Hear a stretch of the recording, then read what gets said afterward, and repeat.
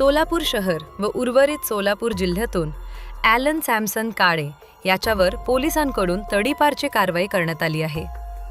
Allen Samson काळे, वय 35, राहणार hotel land कंपाऊंडजवळ, रंगभवन चर्च, सोलापूर. याच्या विरुद्ध सन 2018, 2019 आणि 2026 या कालावधीत घातक शस्त्र जवळ बाळगणे, दहशत निर्माण करणे, खंडणी मागणे, महिला अत्याचार यासारखे गंभीर गुन्हे दाखल असल्याचे पोलिसांनी सांगितले. या पार्श्वभूमीवर सदर इसमाविरुद्ध महाराष्ट्र पोलीस अधिनियम 1951 कलम 56(1) अ व ब अन्वये तडीपार प्रस्ताव पोलीस उपायुक्त परिमंडळ सोलापूर शहर यांच्याकडे सादर करण्यात आला होता.